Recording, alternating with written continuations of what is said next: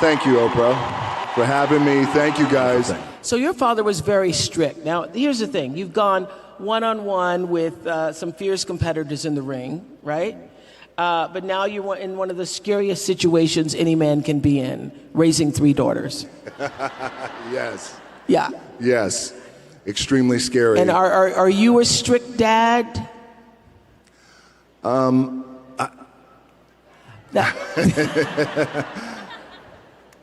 am. I'm not super strict, but discipline is important. Yeah. But also, you know, I'll go back to my dad. My dad loved me with the small capacity in which he was capable of. Mm-hmm. So I learned from that. And so with my daughters, I want to be as full and as present with the love that I give them. Present, so, yes. Yes. That's what we've been talking about. What do you want to make sure that they get that you didn't get? And it's so interesting when you have children, I've seen this from a lot of people, who you didn't get what you needed. You just didn't get what you needed because of what The Rock just said. Your parents didn't have the capacity to give it to you. And now that you're older, you have to learn to give that to yourself and to be able to give that to your children in a way that you don't carry on what was done to you. So what is it you want your daughters to know about the way you love them? I want my daughters to know that I love them unconditionally, truly unconditionally, without condition. And I have a daughter who's 18 years old. Her name is Simone. Jasmine, who just turned 4. Tiana. Baby Tiana, thank you, who is getting ready to turn 2. And I am, as I told my 18-year-old daughter, Simone, I said, I love you. I'm going to tell you I love you every day. I'm going to text you I love you. So you're one of those say the words out loud. Yes, because I didn't get that. And Yeah. I will look at you, I love you, and I'm going to text you. But I also told her, I'm unattached. You don't even have to text me back, right? You could text me back, it's fine, but you don't have to. Like, it's okay. It's without condition. It's unconditional love. And I also want to teach my daughters the value of hard work. More importantly, I want to teach my daughters the value of being kind and how important that is. Well, you know, I read that your father, you used to watch him in training, and he would say, if I'm going to get up at 6 a.m., you're going to get up at 6 a.m. So what do you think you got the most from him? Was it your work ethic? What was it? It was definitely my work ethic. My dad was a man who against the odds, made it. But he would get up at usually 5:30 in the morning, and he would say, if I get up, you're going to get up too. He would drag me to the gym. And by the way, I'm 5 years old, and he would drag me to the gym. Yes. And I wouldn't work out, but he would just make sure that I was there and be with him. And that was our time that we could spend together. But I would say my work ethic from my dad always said too, that regardless of what you do in life and where you go, respect is going to be given when it's earned, and you have to go out and earn it every single day. I know you didn't grow up with a lot of money, and I read the story about when I think you were around 15 and there was an eviction notice on the door, and how that made a big impression on you, right? It did. Now, yes. Now, you're one of the highest paid actors in the world. Oh, thank you. I do all right, thank you. You do all right. And does that title, the sexiest man alive, the highest paid in the what do those titles mean, if anything? You're the greatest, you're the most popular, you're the most followed, you're the most. It's great for the ego. It's wonderful. Kidding. Yeah, the better question is, how do you keep your ego in check when all of that is happening all around you? Sure. Yeah. Very important.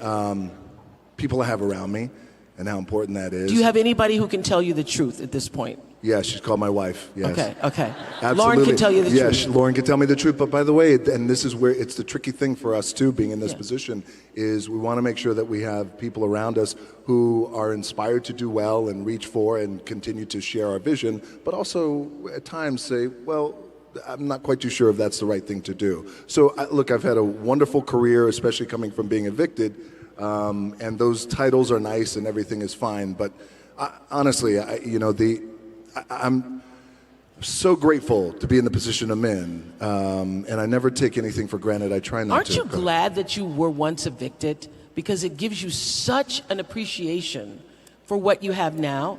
It just gives such perspective. When we were 14 years old, we lived in Hawaii, and we lived in a small efficiency apartment. And my mom and I came home, and I'll never forget, the rent was $180 a week. And there was an eviction a week, and there was an eviction notice on the door. And this was the one, it was the final eviction notice. Like, that's the one. My mom started crying, and I never forgot in that moment. It was a seminal moment for me because I felt like I never want to be in this position again. What can I do? So at 14 years old, I thought, well, the heroes in my life, Muhammad Ali, for example, professional wrestlers, they're all men who have worked hard with their hands and they built their body. Yes, that's what I'm going to do. I'm going to do what my dad taught me and these other heroes. I'm going to go build my body so we're never evicted again.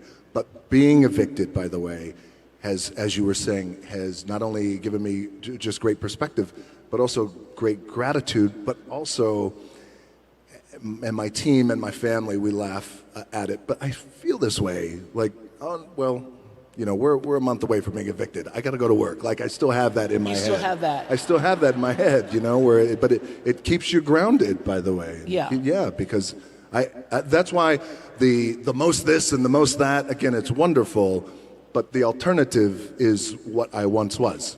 So I remember reading this, that it was like WrestleMania 13, and you were still being called Rocky. And there were a bunch of fans at the time who were jeering you, and they were saying, you know, unkind things. And you used that moment and literally turned on your heels and turned it around.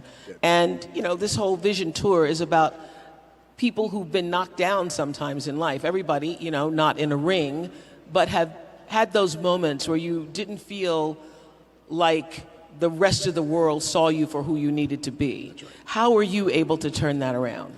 Okay, so thank you for bringing that up. So this is, it was a turning point in my career, and it really allowed me to grow, and it really allowed me just to be me and be anchored in with who I am. So when I first started wrestling, the idea was, well, why don't you call yourself Rocky Maivia? Out of respect for your dad, Rocky Johnson, and your grandfather, Peter Maivia. I hated the name. And I thought, well, I just wanted to make my own way, and I wanted to be independent. I love my family, but I don't want to do it like that because it feels like I'm trying to leverage their fame. The powers that be said, nope, that's your name. I was also told, well, when you go out and you wrestle, you have to smile. I want you to smile big. This is in the WWE. Why are you smiling if you don't beat people up? Because, well, the idea was I was a rookie in the wrestling business. I was what's called, the wrestling business is a term called babyface, which is a good guy. I was being groomed as a good guy wrestler. Young, the idea was you're grateful. Grateful for the opportunity, so when you go out there, I want you to smile. You can't smile enough. And I thought, well, what if I lose? Nope. Yes, exactly. Yeah. Still got to smile. And Yeah. it just didn't feel right. That didn't sit right with me. So a few months later, the company made me the Intercontinental Champion.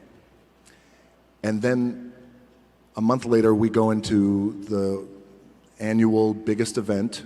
It's like the Super Bowl of wrestling, WrestleMania. And it was WrestleMania 13.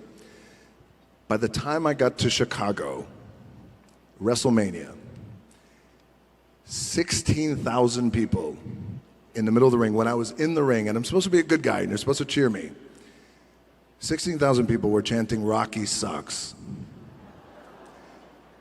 Thank you for laughing, a few of you. But it was... Can you hear the word sucks clearly when you're on the mat? Rocky sucks.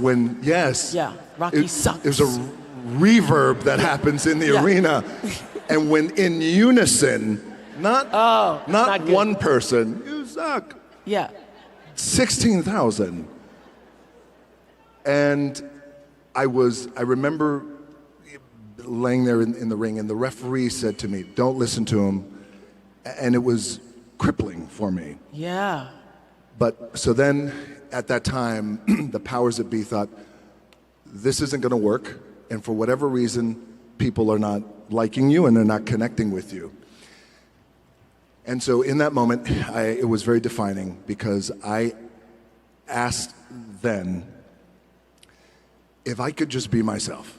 And if I could go out there and if I can speak to the crowd, and if I could just be myself and be authentic, and if I don't want to smile, I don't smile. If I want to laugh, I laugh. If I want to sing, I sing. Whatever it is, I just want to be me.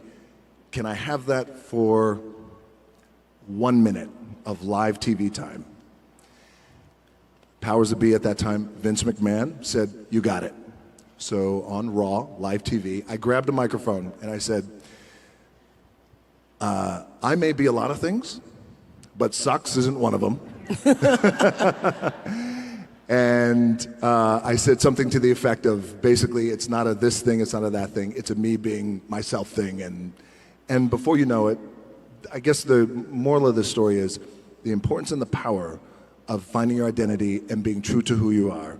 Even in that wild world of pro wrestling, it still applies to everyone in the room, and how powerful that could be, because it was a true shift and click moment. And I never looked back, and I became, fortunately, the biggest draw that the business has ever seen. Wow. You know, I was talking earlier about intention, and you have acquired and continue to acquire a lot as you're continuing to build $7. What is the purest, highest, truest intention behind it all? Because I know at the end of the day, it isn't all about fame. And it isn't all about making money. So the reason why you want to continue to grow and succeed is what?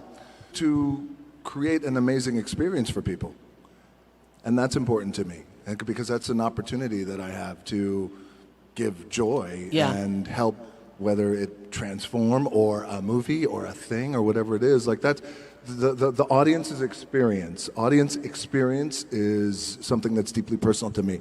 And I think that goes back to when so before the bright lights of the WWE, I was wrestling in a small wrestling company. We'd wrestle in flea markets and used car dealerships. You put a ring in the used car dealership in the parking lot. But the reason why I bring that up, and state fairs, but there was an intimacy there. And even at that level, it was always about, well, how can I send the audience home happy and make people feel good? And by the way, I also feel like if you're in a position to make people feel good, that is such a powerful thing. Yeah. It's such a powerful thing. I know we did you for Masterclass for OWN, and something you said there really stuck with me, that the most powerful thing you can ever do is to be yourself. Be yourself. Yeah. Yes. And you were talking about that earlier, about that moment that you learned to be authentic, is when everything changed. That's when everything changed. It's like a shift and click moment for me, when I realized there's great power in being myself. Same thing for all of us. But I believe it's the most powerful thing that we could be. It's easier said than done, because I struggled for a long time trying to figure out, well, what's my identity and who am I? And for example, when I got to Hollywood, the very first time I got to Hollywood in the early 2000s, I was told, again, well, if you want to be a star, then maybe you shouldn't talk about wrestling, maybe you shouldn't go to the gym as much, maybe you shouldn't raise your silly eyebrow, and there was a lot of things like that. And when you don't know, you buy into it. And so I thought, okay, well, maybe, so don't call yourself The Rock. Okay, so I went through that entire process for years trying to figure out who I was. And then when you look back on my earlier career, the films I was doing, they were good, but just not, like, oh, that's how I like to see him, because he is his true, authentic self. And have you had a sweet revenge moment? Yeah, who sucks now, huh? Yeah. One of those. One of those. You know what? My name is The Rock, and I come from the world of professional wrestling, and I look the way I look, and I talk the way I talk, and I love to work out, and you know what? This is who I'm going to be. And then here I am today. So for those who said we don't get it, kind of sweet revenge. So you posted on Instagram in November, joy and hope cost nothing. Remember this? Yes. And yet, it's the most powerful gift that we can all give, and that's the real magic to life. So after everything that you've been through, particularly this past week, what are you now most grateful for today? I'm most grateful for life. I'm most grateful for an opportunity. I'm most grateful for my family. I'm most Gratitude is a big thing with me. I mean, it is truly my anchor. Yeah. Yes, Mine too. you It's too, my right? religion. It's my anchor, and I wake up with a heart full of gratitude. And even in death, and even when things don't go right, and even though I didn't make it to the NFL, me making it to the NFL was the best thing that never happened. Yes. Because it also gave me a great sense of gratitude to be here. So I would say that it would be, and also I want to tell you, and I'll tell you this, Oprah, and I want to tell you guys, like I was so excited to come here and do this with you and share a little bit of my story and background and any kind of wisdom that I have learned over the years to share with you guys. But I want you to know that, especially this week of just, laying my dad to rest, I needed this from you. And I thank you, truly.